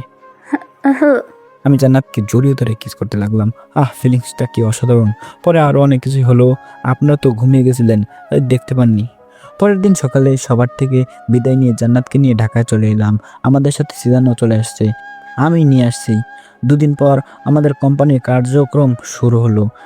ভাবছি শালাটাকে আমার সেক্রেটারি বানাবো। ওর মতো বিশ্বস্ত লোক পাওয়া অনেক মুশকিল। হাতের কাছে এমন একটা শালা থাকতে অন্য লোক কেন নেব? বগুড়া থেকে আসার পর আমি কোম্পানির কাজে বিজি হয়ে গেলাম। নতুন বিয়ে করলাম শালার বোন রে একটু আদর করবো বলে, কিন্তু তা আর হয়ে উঠছে না। আজ সিয়াম কোম্পানি লিমিটেড এর শুভ উদ্বোধন। আমার প্রিয় দর্শকরা একজনও আসেনি, তাই আমি একটু রাগ করে আব্বুর পাশে দাঁড়িয়ে আছি। তারপর আব্বুর ইচ্ছা অনুযায়ী আমি আর আমার ছোট বোন মারিয়া একসাথে ফিতা কাটলাম। এরপর সেখানে উপস্থিত সবাইকে মিষ্টি মুখ করানো হলো। অতঃপর অফিসের কাজ শুরু করা হলো। আমি ঘন্টাখানেক সেখান থেকে বাসা চলে আসলাম। বউটা নিশ্চয়ই আমার উপরে অভিমান করে আছে। 3 দিন আগে বিয়ে করলাম, আর বিয়ের পর দিন ঢাকায় এসে আব্বুর সাথে অফিসে ব্যবস্থাপনার বিষয় নিয়ে আলোচনায় বসলাম। বর্তমানে আমার কোনো পদ নেই, কিছুদিন পর থেকে কোম্পানির ম্যানেজার পদে কাজ করব। আমাদের এটাই প্রথম ব্যবসায়ী প্রতিষ্ঠান, তাই আমরা বাপ বেটাই কোম্পানির ব্যবস্থাপনার কাজ সহ কিছু কাজ করে নিব। শালা সিজনরে আমার সাথে রাখছি। আমার আরও কিছু বন্ধু আছে, ওদের নিয়ে নিলেই হবে। এসবের মাঝে আমি যে নতুন বিয়ে করেছি সেটা ভুলে গেছিলাম। এখন যাই, বউকে একটু আদর দিয়ে তার অভিমানটা ভাঙাই। বাসায় এসে বেল বাজাতেই মারিয়া সে দরজা খুলে দিল। আমি ভিতরে ঢুকতেই উপরে নিজের রুমে আসলাম। এসে দেখি জান্নাত মনমরা হয়ে কি যেন ভাবছে। আমি গিয়ে তাকে পেছন থেকে জড়িয়ে ধরলাম। বউ, তুমি কি কোনো কারণে আমার উপরে রেগে আছো? এ বলে জান্নাতকে জড়িয়ে ধরা অবস্থায় জান্নাতের গালে আলতো করে ঠোঁটে ছোঁয়ালাম। জান্নাত নিশ্চুপ। এই জান, তুমি এভাবে মনমরা হয়ে কি এত ভাবছো? তোমার মনটা মরে গেলে আমার মনটা যে এতিম হয়ে যাবে। ছাড়ো আমায়, ভালো লাগছে না। সরি সোনা, দুদিন হলো তোমায় বিয়ে করছি, বিয়ের পর দিন থেকেই তোমাকে সময় দেইনি। কি করব বলো? একটা কোম্পানি স্থাপন করা তো অনেক ঝামেলার, ওইসব ঝামেলা নিতে আমার বউটার কথা কিভাবে যেন ভুলে গেছিলাম। সরি জান্নাত। আপনি যান কোম্পানিতে, অনেক কাজ আছে। আব্বু একা এত সব সামলাতে পারবে না। একদম না, আমি কোম্পানিতে 2-1 মাস পর জয়েন করব, আর এই 2 মাস আমার জেনারেটরকে অনেক অনেক আদর করব। আমি তাকে ভালোবাসার সাগরে চুবাইতে চাই। কি বলবো? তুমি আমাকে সাগরে চুবাবে? হ্যাঁ অবশ্যই চুবাবো, আমার বউকে আমি চুবাবো, ভাসাবো, ইচ্ছা হলে ডুবিয়ে রাখবো, তাতে কার কি? তো তুই আমাকে কি চুবাবি? আমি আজ ওরে মেরে ফেলবো। ওকে জান, আমি মরার জন্য একেবারে রেডি হয়ে আছি। আজ দেখি আমার বউটা কি এমন করতে পারে। এবার জান্নাত খুবই রেগে গেল। এবার আমার বউটার রাগ কন্ট্রোল করতে না পেরে সজোরে আমার শার্টের কলার চেপে ধরলো। রাগে জান্নাতের মুখখানা পাকা টমেটো লাগছে। এই সুযোগটা তো মিস করা যায় না, তাই টুপ করে 4 ঠোঁট এক করে দিলাম। হঠাৎ কিস করে জান্নাত কিছুটা অবাক হয়ে গেছে। চোখ দুটো আবার কি দোষ করেছে, ওরাও একে অপরকে অপরক দৃষ্টিতে তাকিয়ে আছে। বিশেষ করে আমার চোখ দুটো জান্নাতের সেই অপরূপ মায়াবী মুখটা দেখে মুগ্ধ। আমাদের এই সুন্দর মুহূর্তের ঘোরটা যেন কিছুতেই কাটছে না। এদিকে আমাদের দুজনের পরাণ পাখি উড়ে যাওয়ার প্রস্তুতি প্রায় শেষের দিকে, আর উপায় খুঁজে না পেয়ে একে অপরকে ছেড়ে দিয়ে হাঁপাচ্ছি। জান্নাত আমার বুকে মাথা রেখে শক্ত করে জড়িয়ে ধরে হাঁপাতে লাগলো। আমি একটু স্বাভাবিক হয়ে বললাম, জান চুবানিটা কেমন খেলি? আমার কথা শুনে জান্নাত বলল, আমার দম নাকি এতেই শেষ, এবার তার আমাকে মারার পালা। তাই ঝাঁপিয়ে পড়লো আমার নিরীহ ঠোঁটের উপর। আবারও পরাণ পাখিটা ডানা ঝাপটানো শুরু করেছে। এই মেয়েটা বুঝি সত্যি সত্যি আমাকে মেরে তারপর দম নেবে। যাক, আমার ভোটার একটু আমার প্রতি দয়া হলো। হয়তো পাখিটা খাঁচা ছেড়ে গেট পার করতে যাবে, তখন ওই গেটে তালা মেরে দিল। এবারও সেই আগের মতো কে কতটুকু গরম নিঃশ্বাস বের করতে পারে তার প্রতিযোগিতা চলে আসে আমাদের মাঝে। তারপর আর কি, জান্নাতকে আমার ভালোবাসার সাগরে ভাসাতে ভাসাতে শেষমেশ ডুবিয়ে রাখলাম। দুজনে ভালোবাসার সাগরে ডুবে আছি তো, তাই আপনারা দেখতে পাচ্ছেন না। আল্লাহ চাইলে আপনারা একদিন ভালোবাসার সাগরে ডুবে দেখে নিয়ে কি হয়েছিল একটু আগে, ঠিক আছে? এসবের মাঝে সবার জন্য একটা ভালো খবর আছে, আর সেটা হচ্ছে জান্নাত আমার বোবা বউ থেকে ধীরে ধীরে অনেকটাই সুস্থ হয়ে উঠেছে। এখন আর আগের মতো কথা বলতে জান্নাতের অতটা আটকায় না। এখন আমার বোবা বউ থেকে তোতলা বউ হয়ে উঠেছে। ইনশাল্লাহ খুব শীঘ্রই আমার বউ তোতলা থেকে একদম স্বাভাবিক মানুষের মতো কথা বলতে পারবে। সেদিন আপনাদের সবাইকে দাওয়াত করে চা বিস্কুট খাওয়াবো। পরের দিন সকালে, সিয়াম, এই সিয়াম উঠো, সকাল হয়ে গেছে। সিয়াম, এই উঠো না। আমি হঠাৎ করে কারো চিল্লানি আওয়াজে বিছানায় উঠে বসলাম, কিন্তু সে তো সিসিয়াম বলে ডাকছে। কিন্তু আমাদের বাসায় এরকম অদ্ভুত নামে তো কেউ নেই। আমার নাম তো সিয়াম, কোনো ছোট ভাইও নেই যে তার নাম সিসিয়াম রাখবো। আমি এসব ভাবছি আর হাত দিয়ে চোখ দুটো ডোলটে ডোলটে সামনে তাকাতে দেখি জান্নাত। তারপর মনে পড়ে গেল, আরে এই যে আমার তোতলা বউ আমাকে সিয়াম বলে ডাকতে গিয়ে সিয়াম বলে ফেলছে। ঘুমের ঘরে আমার জানটার কথা একদম ভুলে মেরে দিয়েছি। এসব ভাবতে ভাবতে হাত দুটো লম্বা করে হাত তুললাম। আমার বরটার ঘুম ভেঙেছে? হ্যাঁ গো বউ। তাহলে উঠে ফ্রেশ হয়ে নিল?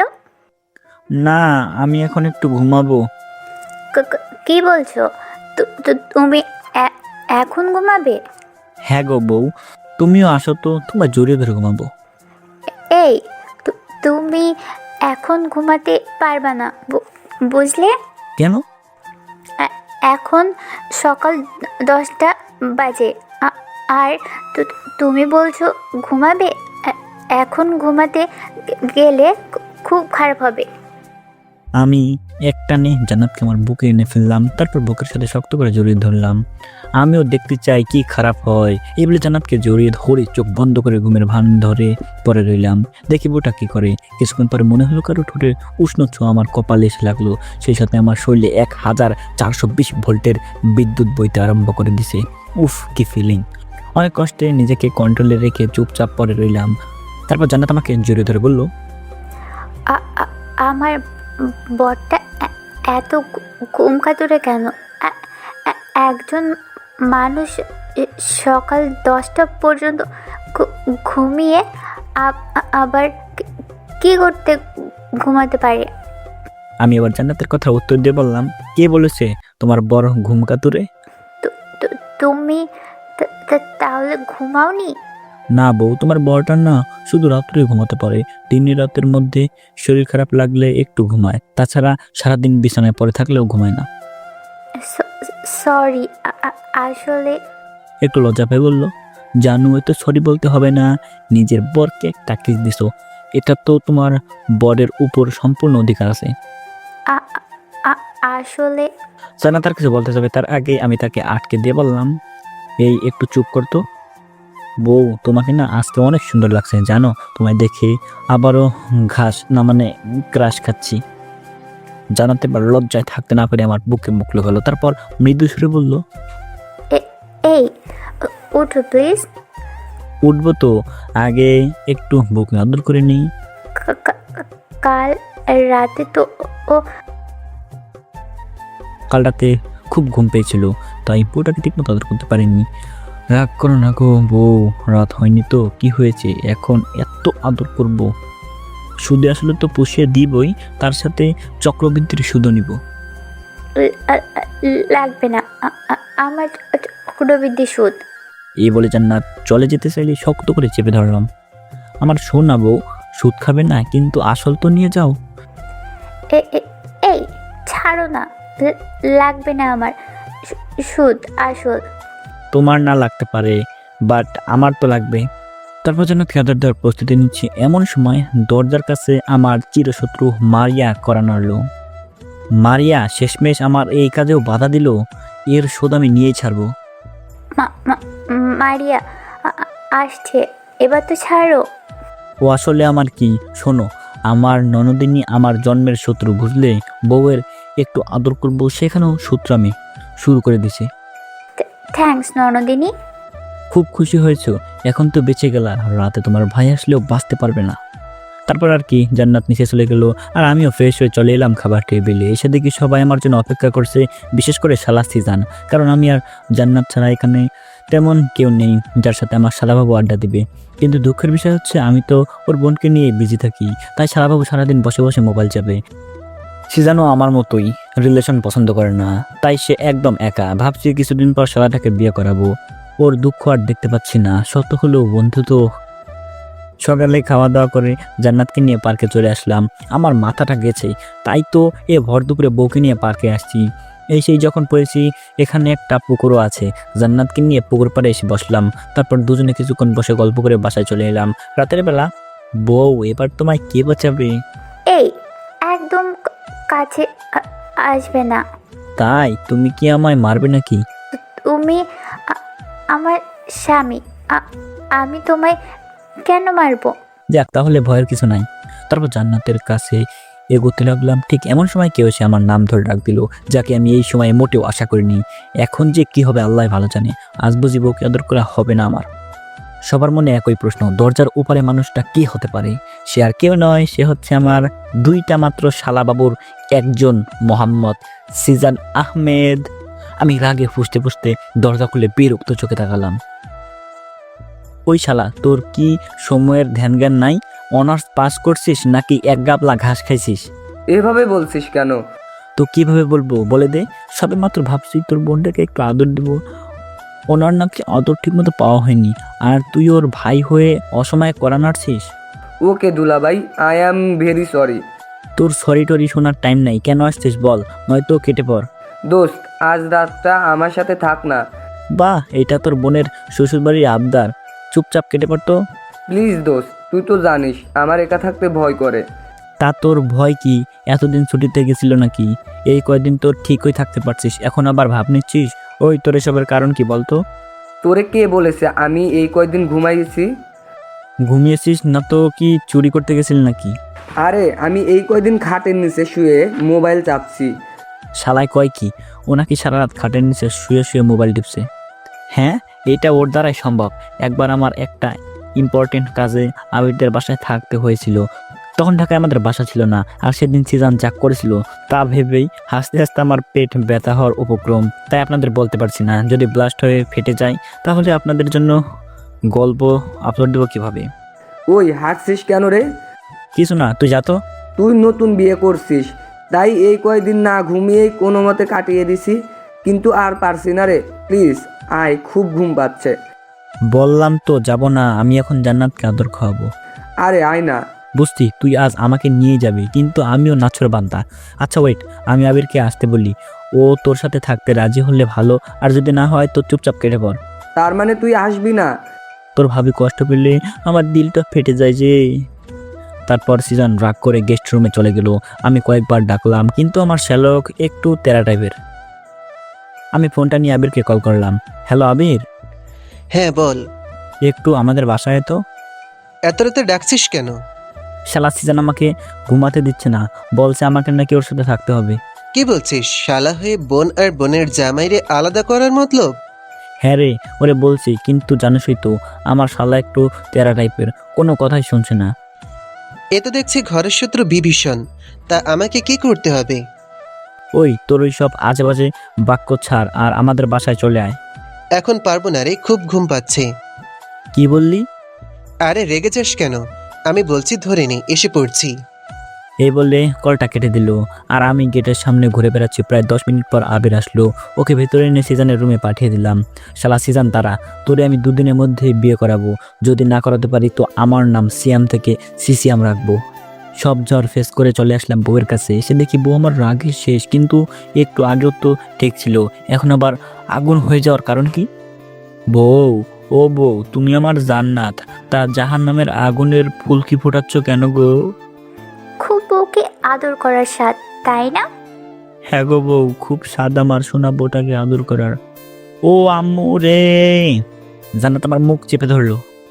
বউকে আদর করবি, আবার সেইটা তার ভাইকেও বলবি। আজ তো নিস্তার নাই। বলছি, খুব ভুল হয়ে গেছে, আর হবে না, ছাড়ো না না বউ। আমি জানতাম আমি কথা বলার সময় তোতলাই, কিন্তু আমার বরটাও দেখছি কথা বলার সময় তোতলাচ্ছে। কথা বলার মাঝে হঠাৎ জান্নাত থেমে গেল। বলছি গলাটা ছাড়ো, দেখবে তোমার বর আর তোতলাবে না। তারপর জান্নাত দেখলো সে এখনো আমার গলা চেপে ধরে আছে, সাথে সাথে গলাটা ছেড়ে দিয়ে নিশ্চুপ হয়ে গেল, কোনো কথাই বলছে না। আমি জানি জান্নাত কেন এভাবে চুপ হয়ে গেছে। আমি জান্নাতের কাছে এসে ওর থুতনিতে হাত রেখে তার চোখে চোখ রেখে বললাম, জান্নাত কি ভাবছো? আমার সাথে ঝগড়া করার সময় তো কথা আটকাচ্ছে না কেন, তাই তো? জান্নাত আমার কথাগুলো অবাক দৃষ্টিতে তাকিয়ে আছে, তারপর চোখের ইশারায় বলল, এটা কিভাবে হলো? আমি তোমাকে দেখার পর থেকে লক্ষ্য করেছিলাম, যখন তুমি আমার সাথে কথা বলতে তখন আমি দেখেছি তোমার বলা কথাগুলো ধীরে ধীরে স্পষ্ট হয়ে উঠছিল, কিন্তু কোনো কারণে যদি আমার উপর রেগে যেতে তোমার কথাগুলো খুব দ্রুত ক্লিয়ার হতো। যখন আমি তোমার রোগের ঔষধটা পেয়ে গেলাম, তাহলে শুধু শুধু অপেক্ষা করার কোনো মানেই হয় না। কতদিনের শখ আমার বউর সাথে প্রেমালাপ করব, কিন্তু আমার বউটা যে তোতলা। তাই তো ঢাকায় আসার পর থেকে কি করলে বউটা আমার উপর অভিমান করে সেটাই ট্রাই করছিলাম, আর আলহামদুলিল্লাহ আমি সফল হয়েছি। জান্নাত অবাক চোখে তাকিয়ে আমার পুরো কথা শুনছিল। আমার বলা শেষ হতেই আমার বুকে ঝাঁপিয়ে পড়ে 2 চোখ টেনে টানা বর্ষণ শুরু করে দিল। আমিও তাকে বাহুডোরে আবদ্ধ করে নিলাম। আর যে আমি কতটা খুশি বলে বোঝাতে পারবো না। এদিকে জান্নাত কেঁদে কেঁদে আমার বুকটাকে একদম ভিজিয়ে ফেলছে। আমি জানি এটা দুঃখের কান্না নয়, এটা শোকের কান্না, কিন্তু জান্নাত বলে কি শরীরের সমস্ত নোনা জলই বৃষ্টি হয়ে ঝরতে দেবো নাকি? আরে তখন যে আমার জান্নাত আবার অসুস্থ হয়ে পড়বে। জান্নাত অনেক তো কাঁদলে, এবার থামো। সারা রাত যদি কাঁদতেই কাঁদতেই কাটিয়ে দাও তাহলে আমি আদর করবো কখন? এই তুমি না খুব খারাপ, সব সময় শুধু আদর আদর করো কেন? ও তার মানে আমার আদর আর ভালো লাগে না? ওকে, করবো না তোমার আদর। এ বলে বিছানা এক পাশে শুয়ে ঘুমানোর ট্রাই করছি। আমার কাছে এসে বলল, আমার সিয়াম কি রাগ করছে? আমি কারো সিয়াম না, আব্বু আমার একটা সুন্দর আরবি নাম রাখছে, আর সেটা হলো সিয়াম।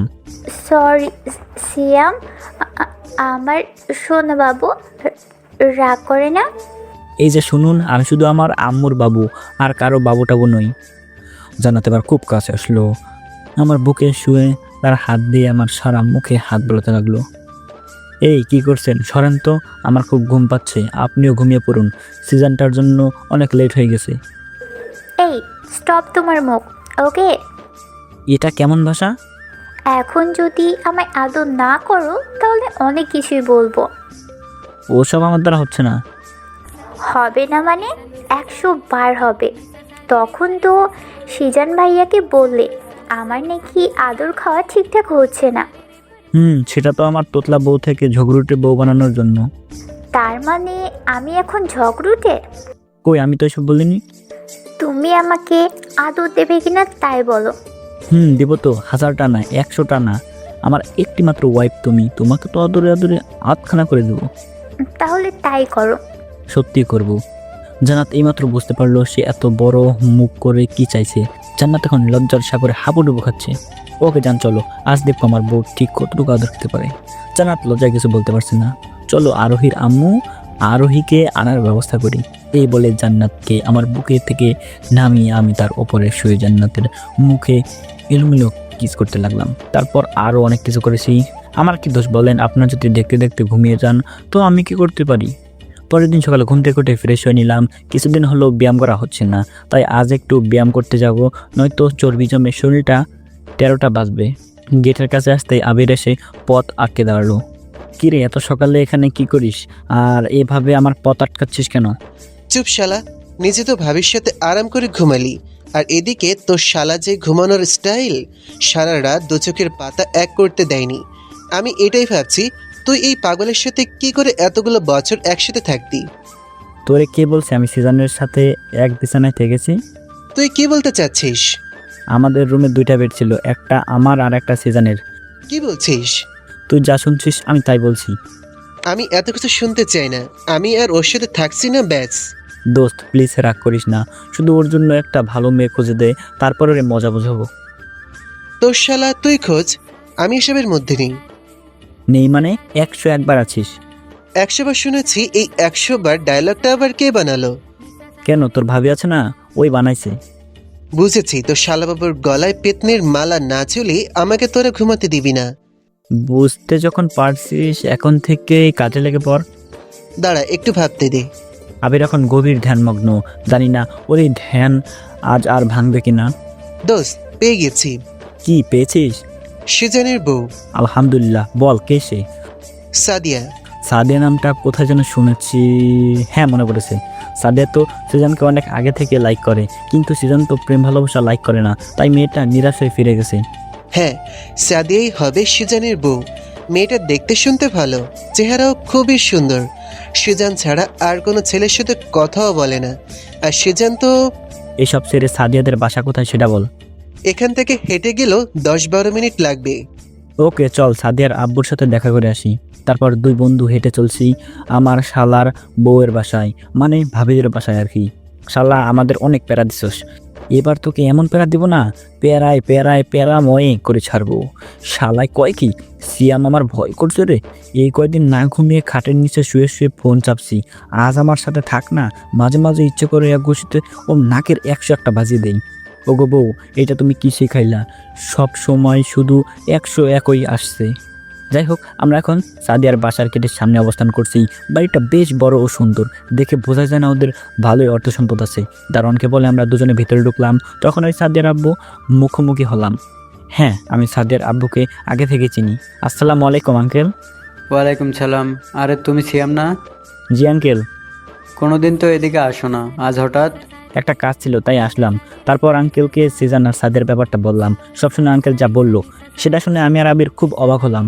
হ্যাঁ, আমাকে এই বিষয়ে সাদিয়া অনেক আগেই বলেছে। কি বলছেন আঙ্কেল? হ্যাঁ, আমি ঠিকই বলছি। আমি প্রায় 6 মাস আগে সাদিয়ার জন্য ছেলে খুঁজছিলাম। তখন সাদিয়া আমাকে সবটা বলেছে। জিসানও নাকি আমার মেয়েকে পছন্দ করে, কিন্তু কোনো কারণে হয়তো বলতে পারিনি, তাই আমি ছেলে দেখা স্টপ করে দেই। আমার একমাত্র মেয়ে, সে যাকে ভালোবাসে তার সাথেই ওর বিয়ে দেব। আসলে আঙ্কেল, আমিও সিজন দুজনেই আজকালকার প্রেম ভালোবাসার নামে বেহাপনা লাইক করি না, কিন্তু আমি এটা জানতাম না সিজন সাদিয়াকে পছন্দ করে, তাহলে অনেক আগেই ওদের বিয়ে দিয়ে দিতাম। পছন্দ করে বিয়ে করবে এটা তো ভালো কথা, কিন্তু বিয়ের আগে প্রেম না, এটা আমি অন্তত লাইক করি না। হ্যাঁ বাবা, একদম ঠিক কথা বলেছ। প্রেম করার যদি এত ইচ্ছে থাকে তাহলে আগে বিয়ে করে তারপর দুজনে প্রেম করবে। এটাই আমাদের ইসলাম ধর্মে একমাত্র গ্রহণযোগ্য। জি আঙ্কেল, তাই তো আমরা 3 বন্ধু এখনো সিঙ্গেল। 3 না 2 বল, আমি তো বিয়ে করছি। সিয়াম, তোমার কাছে সিজনের বাবার নাম্বার আছে? ওনার সাথে বিয়ের বিষয়ে কথা বলতে হবে। জি আঙ্কেল, আপনার ফোনটা দিন, আমি নাম্বার দিয়ে দিচ্ছি। তারপর সাদিয়ার আব্বু তার ফোনটা আমার হাতে দিলেন। ফোনে সিজনের আব্বুর নাম্বারে তুলে কল দিলাম। ওপাশ থেকে, আসসালামু আলাইকুম, কে বলছেন? ওয়ালাইকুম আসসালাম আঙ্কেল। আঙ্কেল, আমি সিয়াম বলছি। আরে সিয়াম, কেমন আছো? জান্নাত সহ বাসার সবাই কেমন আছেন? আলহামদুলিল্লাহ, আমরা সবাই অনেক ভালো আছি। আপনারা সবাই কেমন আছেন? আব্বু কেমন আছেন? আলহামদুলিল্লাহ, আমরা সবাই ভালো আছি। আর তোমার শ্বশুর আব্বু ভালো আছেন? আচ্ছা আঙ্কেল, আপনাকে একটা কথা বলার জন্য কল করেছি। কথাটা হচ্ছে সিজনের বিয়ের বিষয়ে। ওর কথা আর বলো না তো, ওকে সেই কবে থেকেই বলছি বিয়ে কর, কিন্তু সিজন একটা মেয়েকে পছন্দ করে, তাই বিয়েতে রাজি হয়নি। কি বলছো? মেয়েটা কে?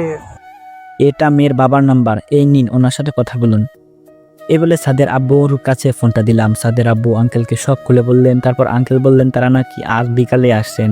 মাই ডিয়ার শালাবাবু, এইবার বুঝবা প্যারার মজা। তলে তলে সাদিয়াকে ভালোবাসো আর উপরে উপরে কিছু বলো না, শুধু প্যারা দাও। তোমার নাকি একা থাকতে ভয় করে, আর করবে না। তবে তোমার জীবনটা এবার প্যারায় প্যারায় প্যারাময় হয়ে যাচ্ছে, যা তুমি খোনাক্ষরেও টের পাবে না। সাদিয়া যা মেয়ে, দেখবা তোমার অবস্থা কি হয়। সতে হলেও আমি তোমার দুলাভাই লাগি, তাই শালার কষ্ট আর সহ্য হচ্ছে না রে। এই বলে মনে মনে শয়তানি হাসি হেসে চলেছি। সিয়াম, তোর মুখে শয়তানি হাসি, ব্যাপারটা কি বলতো? ভাবছি আমার শালার প্যারাময় জীবনের কথা। এটা কিন্তু জোস হবে। জুস হোক আর মোলার জুস হোক, যা হবে জমে পুরো প্যারাময় হবেই হবে। এবার দুজনের মুখেই শয়তানের হাসি। রাত প্রায় 1টার সময় বাসার কলিং বেলটা বেজে উঠল। আমি আর জান্নাত ওনাদের আসার অপেক্ষা করে করে সবে মাত্র ঘুমিয়েছিলাম।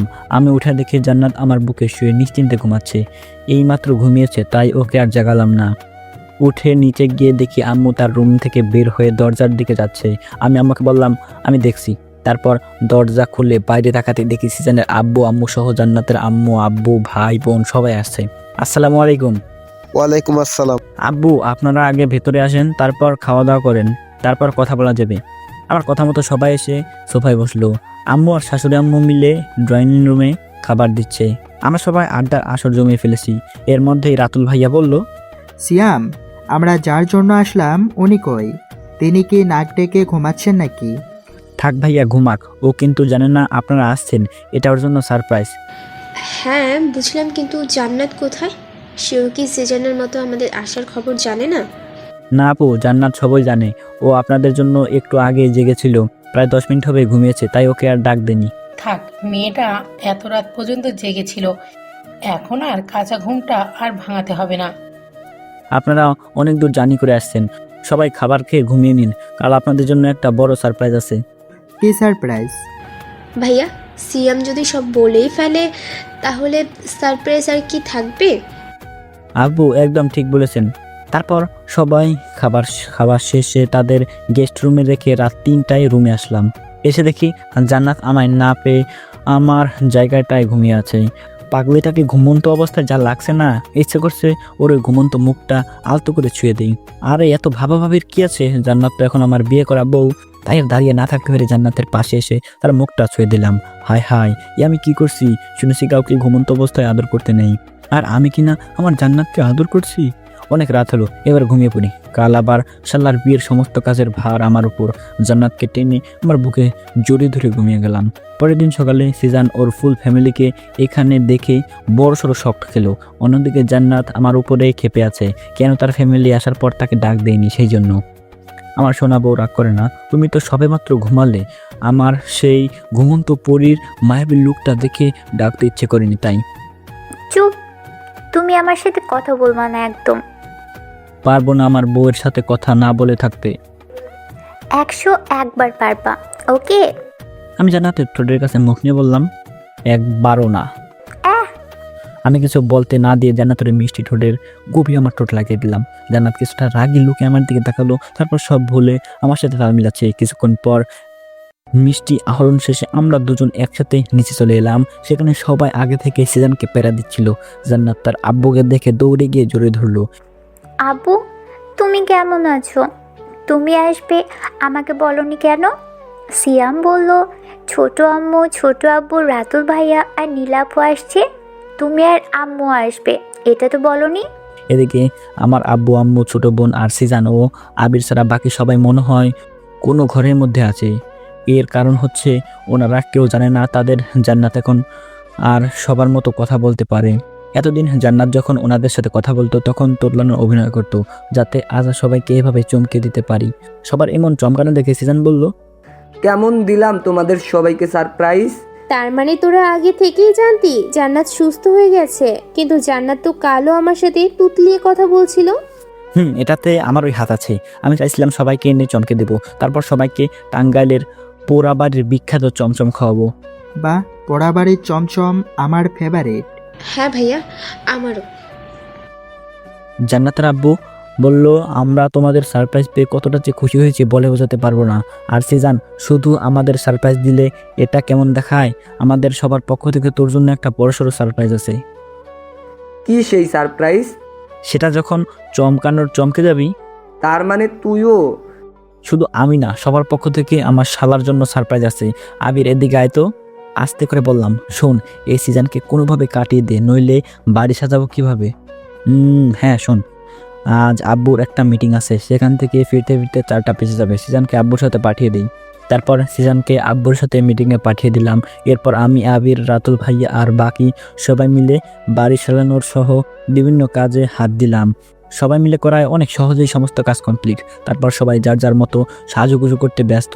আমি অবশ্য জান্নাতকে বলে দিয়েছি সে যেন মেকআপ বক্স নাচ হয়, তাকে এমনিতে খুব সুন্দর লাগে। আর যদি খুব ইচ্ছে করে তো একদম হালকা মেকআপের সাথে গোলাপি রঙের হালকা লিপস্টিক দেবে। এটা শুনে জান্নাত গাল ফুলিয়ে বসে রইল। এভাবে জান্নাতকে দেখে খুব হাসি পাচ্ছে। আর হ্যাঁ, জান্নাতকে গোলাপি লিপস্টিক দিতে বলছি কারণ জান্নাতকে গোলাপি রঙের লিপস্টিক অনেক সুন্দর লাগে। তাই জান্নাতের জন্য আমি নিজে পছন্দ করে গোলাপি শাড়ি এনেছি।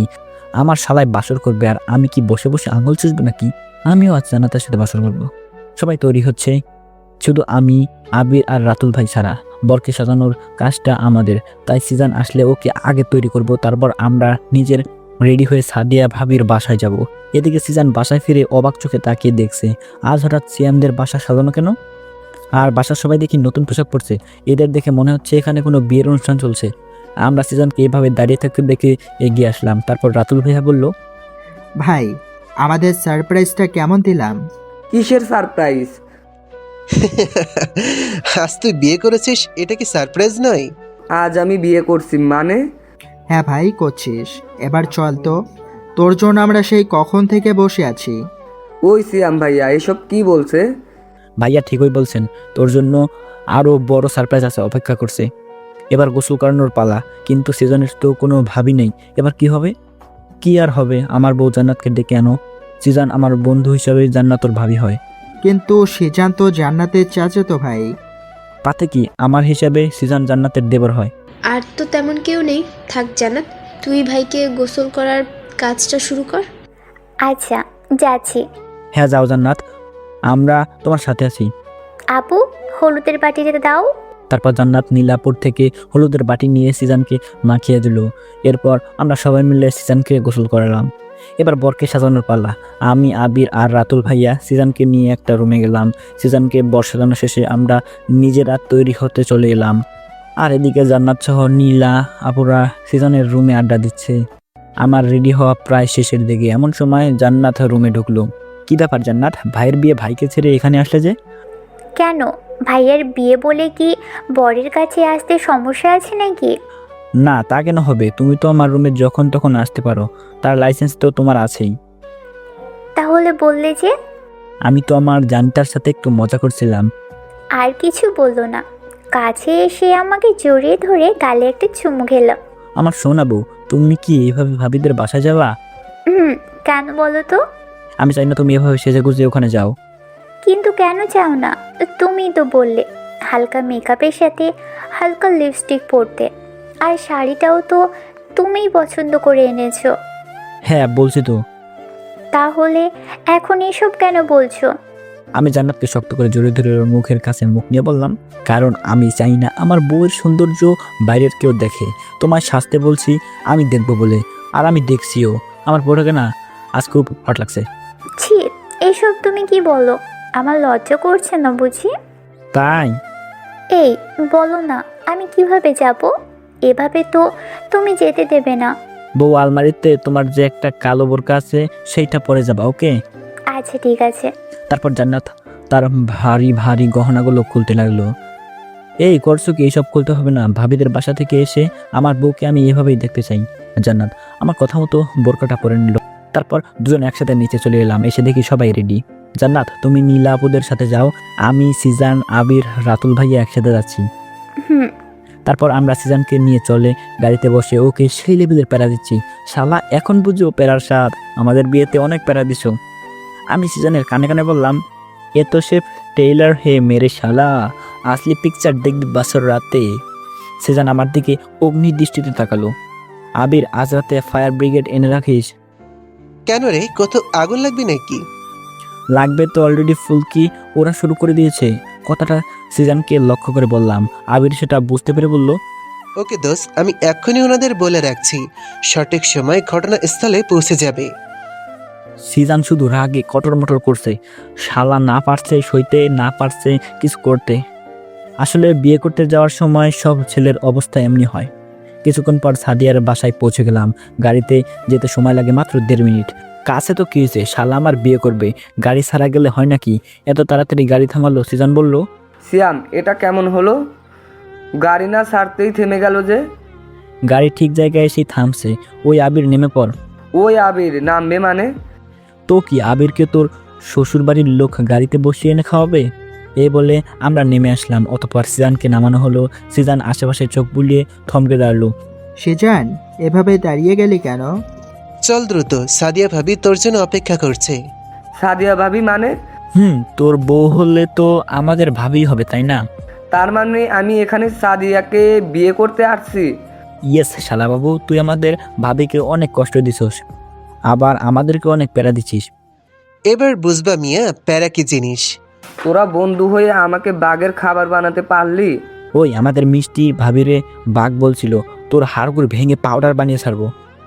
স্যার ভাই, এমনিতেই আজ আর রক্ষা নাই, এখন একটু শান্তি দে। সিজান, অনেক হয়েছে, এবার চল। তারপর আমরা ভেতরে গেলাম। খাওয়া শেষে ভালোভাবে বিয়েটাও হয়ে গেল। এই পুরো সময়টাতে সিজানের মুখটা একদম দেখার মতো ছিল। তারপর সবাই বাসায় ফিরতে ফিরতে রাত 12টা বেজে গেল। আমরা বন্ধুরা ছাদে বসে আড্ডা দিচ্ছি।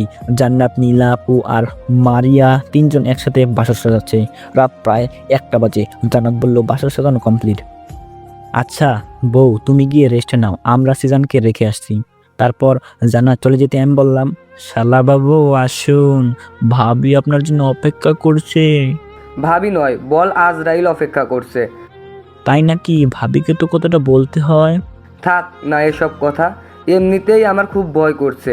তার মাঝে যদি সাদিয়া কথাটা জানতে পারে, আমি গ্যারান্টি আজকেই আমার শেষ রাত হবে। ওকে থাক তাহলে, ঢুকে পড়ে এবার। আর একটা সাউন্ড করবি তো ভাবিকে বলে দিব তুই তাকে আজরাইল বলছিস। সিজন আর কিছু না বলে ভয়ে ভয়ে বাসর ঘরে ঢুকলো। এরপর আমি আবিরকে বললাম গিয়ে ঘুমাতে যেতে, আজ অনেক পরিশ্রম করেছি, তাই আমারও প্রচুর ঘুম পাচ্ছে। আবির চলে যেতেই আমি রুমে এসে জান্নাতের উপরে শুয়ে পড়লাম। আমি জানি জান্নাত এখনো ঘুমায়নি, শরীর ক্লান্ত থাকায় চোখ দুটো বন্ধ করে শুয়ে আছে। আজ আমার জানটা অনেক কাজ করেছে যে। এটা কি হচ্ছে? অনেক ক্লান্ত লাগছে, তাই একটু রেস্ট নিচ্ছি। কিন্তু আমার উপরে শুয়ে কেন? বলছি তুমি কি খুবই ক্লান্ত? কেন? ইচ্ছে ছিল সিজন ওদিকে বউয়ের কাছে মার খাবে, আমি এদিকে ওর বোনের থেকে আদর খাবো, কিন্তু তোমার শরীর খারাপ। সিয়াম, সত্যি আমার খুব খারাপ লাগছে। তুমি মন খারাপ করো না প্লিজ, কাল যত ইচ্ছে আদর করো প্লিজ। এই বউ শোনো, আমি মন খারাপ করব কেন? আমার বউটা আজ অনেক কাজ করছে, তাই শরীর খারাপ হতেই পারে। এখন আর কথা নয়, ঘুমাও, কাল আবার সিজনের ফিরনি। তাহলে তুমি আমার উপর থেকে উঠে বিছানায় শোও, আমি তোমার বুকে মাথা রেখে ঘুমোই। এরপর আমরা একে অপরকে জড়িয়ে ধরে ঘুমের রাজ্যে হানিমুনে করতে চলে গেলাম। সকাল 8টায় হানিমুন থেকে ফিরলাম, তারপর ফ্রেশ হয়ে নিচে চলে এলাম। এসে দেখি সবাই সিজনের পেছনে লাগছে। ভাবিকে দেখছি না, হয়তো রান্নাঘরে আছে। আমি গিয়ে সিজনকে টেনে একটা রুমে এনে দরজাটা ভেতর থেকে লক করে দিলাম। আমার সাথে আবিরও আছে। সিয়াম, আমাকে এখানে আনলি কেন? জানিস এই সময়টার জন্য কবে থেকে ওয়েট করছি। এবার বল, প্যারাটার স্বাদটা কেমন লাগলো? টক, মিষ্টি, ঝাল কোনটা? ভাই আর বলিস না, প্যারার স্বাদ প্রেমে, টক, তারপর জাল, সবশেষে পরে মিষ্টি। বলিস কি? ওই একটু খুলে বলতো কি করছে ভাবি তোরে? তারপর সিজন যা বলল সেটা শুনে আমি আর আবির হেসে যাচ্ছি, হাসি যেন থামছেই না। সিজন বলল, আমি যখন বাসর ঘরে ঢুকলাম তখন স্বাভাবিকভাবেই সাদিয়া এসে সালাম করলো। তারপর সে খাটে গিয়ে বসতেই আমিও তার ঘুমটা খোলার জন্য হাতটা বাড়িয়েছি, কিন্তু হঠাৎ করেই সাদিয়া লাফিয়ে আমার উপর চড়ে বসে।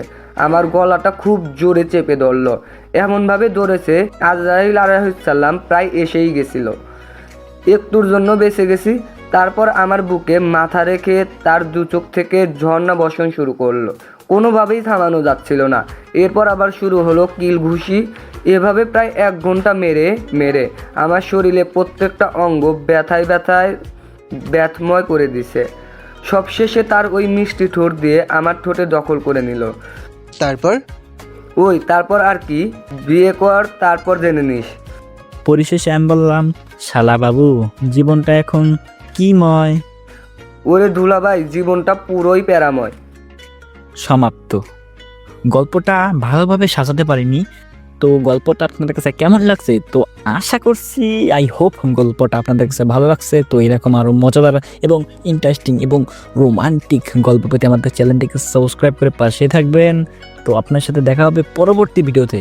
আর আপনারা কী ধরনের গল্প চান, কী ধরনের, সেটা নিচে কমেন্ট করে জানিয়ে দেবেন। আমি অবশ্যই সেই বিষয়ে ভিডিও নিয়ে আসবো আপনাদের জন্য।